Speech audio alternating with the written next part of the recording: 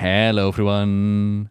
The Warcraft beta trailer dropped today while streaming, and so of course we did a reaction to it. Now I'm uploading this on the YouTube channel for those that really want to see like an initial reaction, but honestly, all I really got to offer for the trailer for reaction is spoiling what the trailer is showing, giving context to what the trailer is showing, and honestly I would recommend like just enjoy the beta if you got access or wait for the game is released. But for those that really want to know what the trailer is about and what they're showing and maybe get like a sneak peek or a heads up of spoilers, here's the reaction. Hope you'll enjoy. Okay, so this crystal right here can be found in Hollowfall, which is the third zone of our leveling experience. Here we're going to be finding a Raffi that's been following like this vision from the Emperor, Razalesh, or whatever they call it. A big old vision of a war between light and dark, void and light. And interestingly enough, we've been hearing about the voice of Azeroth calling to our heroes, right? Like, it's what's been guiding Anduin to Silithus, and Thrall goes there, and we've had Modera mention it, and like a whole bunch of people are hearing the voice of something. They don't know exactly what it is, and they're going to be talking to Magni, like, hey, can you talk to Azeroth, like, figure out what's going on? But what's interesting is that the moment we step into Hollowfall, the crystal speaks to Anduin, and his vision, he says something in the direction of, oh, this is where the voice has been coming from. So the question is, are they truly hearing the voice of Azeroth, or are they listening to Hydaelyn over here? Sorry. The parallels are easily drawn. I thought the voice came from the Dark Heart. No, not as far as I'm aware.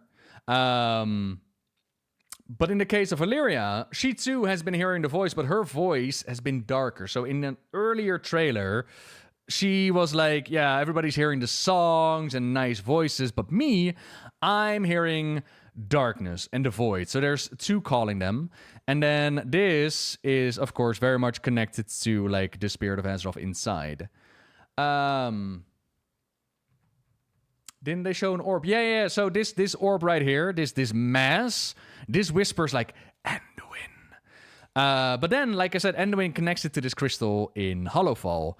So the question is, like, what exactly is this crystal? How is it connected to Azeroth? What is it doing here? And we're not exactly sure. We're not exactly sure what this crystal is. He compares it to Azerite, but not like Azerite. There's some kind of voice coming out of it. It's guided the Raffi here somehow.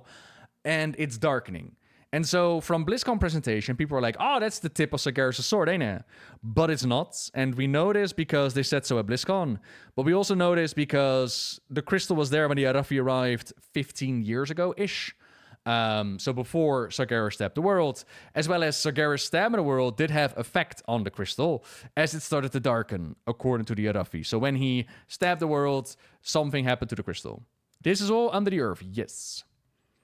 Then we go to Illyria, and we can see that Illyria is once again rocking the brand new model. And this is interesting because we've had the pre-event where Illyria in the cutscene is looking like her old ranger self, which is, you know, fine and dandy. It's a cutscene. Who knows how long they had to work on it. However, what's interesting is that her model in-game represented that cutscene as well.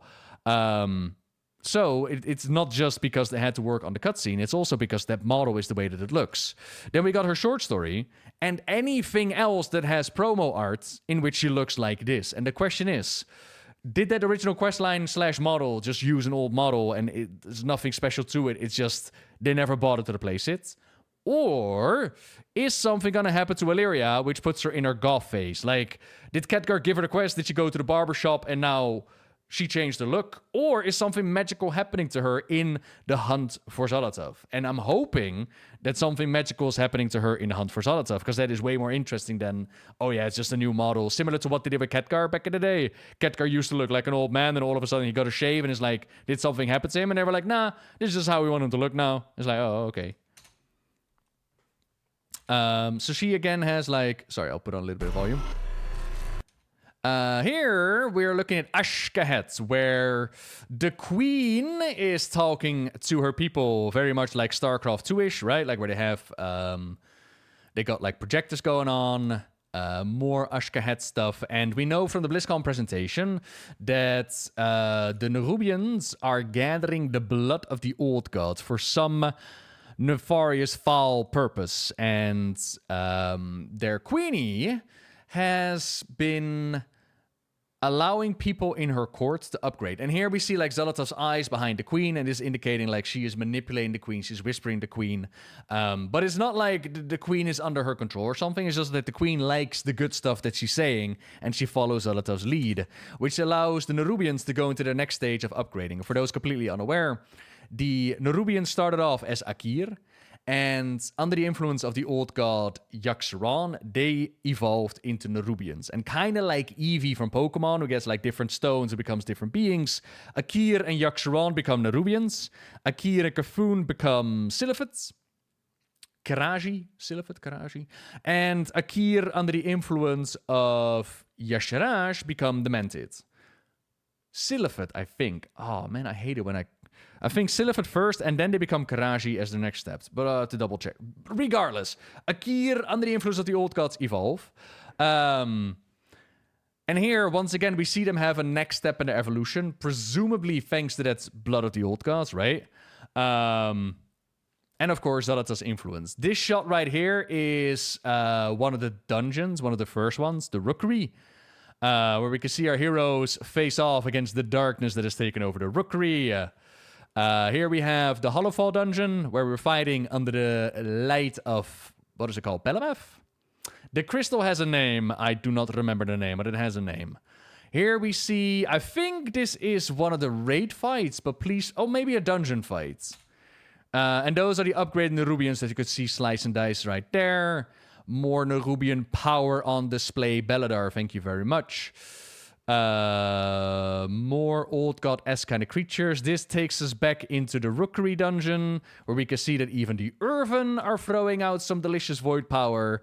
Xal'atath has gotten her gorgeous, beautiful fingers in every piece of the pie. Here we got more darkness coming at us. Num num num. Which is another dungeon. This is the Meadery. This is flying through Ashkahet with the whole roots, which you're gonna learn more about with like the next form of troll people. Supposedly, there's like this whole new race that has like connections. It has roll it back.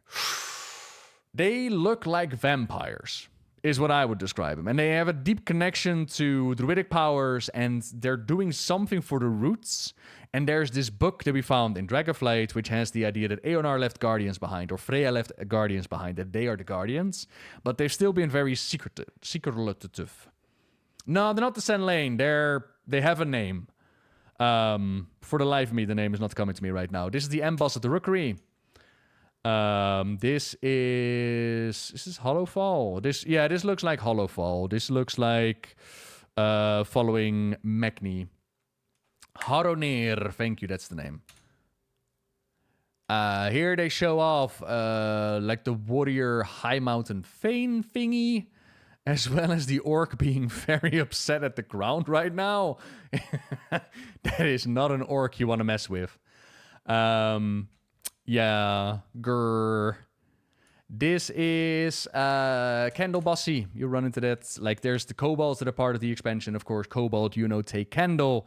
Plenty of wax and candle things to come around for. Be the first! Come on, come all. This is, I'm going to assume, Queenie and Boss Room. So if we go one little bit back, so this is the Queen and the Nerubians. I'm going to assume that this is her final room where we're going to be fighting her in the raid, right? And then this is part of the dungeon. And this mural in the background has actually gone a couple of rounds on the internet as well, where people are like, what is happening here? Is that Xal'atath? Is that the old gods? And we don't know. Like, we don't know what exactly that's happening there. My personal stab in the dark was, it's depicting the evolution of the Nerubians. As in, this is normally in the story it was told like the Akir under the influence of Yaxaran became the Nerubians. But what if there was more to it? What if something like the Dark Heart was actually involved? However, As the story progresses, what if the true goal is that crystal in Hollowfall, which might be depicted on the right? But again, it's anyone's guess. What is cool is that during the questing, a 2.5 cutscene plays out here, if I remember right, which I assume is going to look similar to the Fury Within cutscene that we had on YouTube. Is that a naked ethereal? No, that is an upgraded Nerubian. There you go. And this one actually kind of cool because the room itself is like the upgrade room, and the Nerubian that you fight swaps between caster and melee. It's actually kind of sick. So you fight them here, and then of course the crystal in the background again. Like the storyline seems to be rotating back to that crystal eventually, which is kind of cool. And Spider Queenie is very excited to come back around and be like, "Come face me, heroes! I got this to die first in the glory of Xal'atath," which is right here. Big old portal behind her. And here she seems really upset, which is upsetting to me. So far, she's been smirking.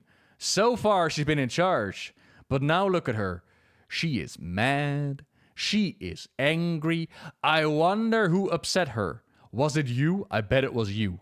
You will all pay for your sins of upsetting our new goth queen. But yeah, so far the storyline seems to be screaming Xal'atath is up to something. And there's more than just what she's throwing at us at the beginning.